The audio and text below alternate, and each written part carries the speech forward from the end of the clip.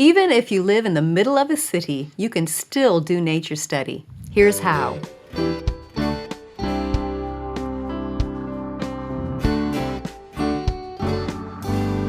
I'm Sonya Schaefer with Simply Charlotte Mason. Many of you know that Charlotte Mason was a big advocate of taking nature walks and doing nature study. She scheduled her students to get out into the fields 1/2 day every week, and Charlotte herself did a nature walk every day. But Charlotte lived in a beautiful rural setting in the picturesque Lake District of England. She didn't live in downtown London. Perhaps some of you are struggling with living in the middle of a city and figuring out how to do nature study with your children there. It is possible. And my nature study go-to person, Karen Smith, is here to give us some ideas. Karen, I'm so glad we're going to be able to talk about this topic. Why do you think it is challenging for homeschool moms, well, for anybody, to do nature study in the middle of a city? I think because we forget that nature is all around us. And sometimes we, instead of noticing what's around us, we wish that we had other things. It's true. A different location. Yeah, when I think of nature study, I picture the rolling hills and the Forests, beautiful lakes and yes. woods and mountains and beaches and all this stuff. Anywhere but right here. Exactly. But nature is all around us. All around us. No matter where we live, even in the middle of a city. Even in the middle of a city. So would you recommend that a homeschool family who lives in a city get outside the city to do nature study? Sometimes, but they can do a lot of nature study in the city, right where they live. Okay, like what? Give.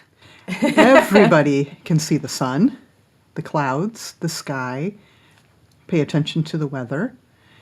Insects are everywhere, so you can always find insects wherever you're at. Maybe stop and watch ants on the sidewalk someday. You can have plants, maybe a container garden, or even houseplants are nature. That's true. You can grow mold on bread. Yeah, some of us are really good at that. But then examine it with a magnifying glass, or take several different pieces of bread and put them in different locations in your house and see how the mold grows in those different locations. One in light, one in dark. That sounds like a science experiment. But it's part of nature. Mold is nature. Good point. Good point. So you can use science experiments because experiments are just studying nature in a more controlled way. Even with that, you can study more abstract nature ideas, such as physics and chemistry, by doing experiments in your home. Grow crystals, rock candy. There's other crystals you can grow with common household items. So all of those are nature study things that you can do, and there's more. One thing that I struggle with is I think of nature so often as just what I can see. But there's more to doing nature study than just what you can see. Yes, as you said, there is a lot that you can see in nature, even in the middle of a city.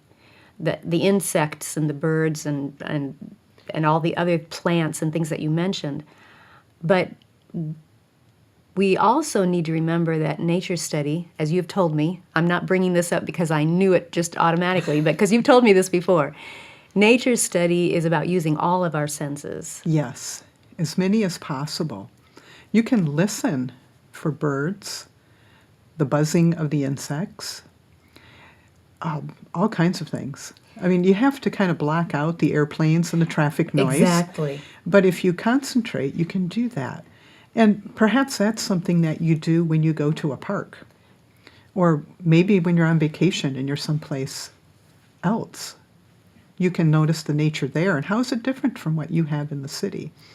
Recently, I read a comment from a mom on doing nature study, and she lives in the city. And she mentioned that she's taken her kids frequently for nature walks just in their city neighborhood. And it's amazing the number of things that they notice that change over the years and even over the seasons because they're so familiar with their neighborhood. Oh, that makes sense. Because you're going to see the same trees, the same whatever. Yes. Yeah, that makes total sense. And when you said that you have to tune out the sounds of the city, I got this flashback to that's exactly what I do when I go to my favorite park. Yes. Because it is in the middle of a town. It's not out in the country at all. And I'm listening to birds and listening to the bees and all the insects and everything, but I have to pause. Whenever I try to get it on camera, like I want to take a movie of this, then I'm suddenly aware of the airplanes Yes. and the traffic. Yes. But otherwise, I'm able to separate it auditorially. Yes. That makes total sense. But using other senses, you can touch tree bark. You can, some insects, if you know what they are, you can pick them up and handle them. So there are things that you can touch and feel also.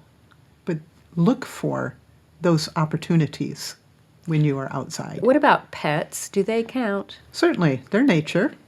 Observe your dog or cat or your goldfish or whatever you might happen to have. What does it eat? How does it eat? How does it behave? All those things are things that help you learn about nature things. I know you have had dogs forever. My whole life. Yes, and you're like the dog whisperer in a way. To me, you are. And you have learned so much about their language, if you will, things that they can communicate to you just from observation. Is that how you have picked up on it so much? Observation, and I have also read some books on canine behavior that, not instructional books, but books that were just somebody relating things that happen in their life. And those were things that I picked up from those books. So you can figure out what that dog is saying to you because you've observed the position of the ears, the position of the tail. The position of the body, and how they move, and that sort of a thing. Yes. So there's a lot more that we can observe about even pets Yes. than we might realize. Yes. Maybe not goldfish. Well, there's plenty to learn about goldfish, too. Okay. So it seems like what you're saying is, as you said, nature is all around us. The thing is, so often we don't look at it as nature. We Yes. look at it as just the same old surroundings, you know? I think sometimes we're looking for the big and exciting things to happen rather than looking at the details.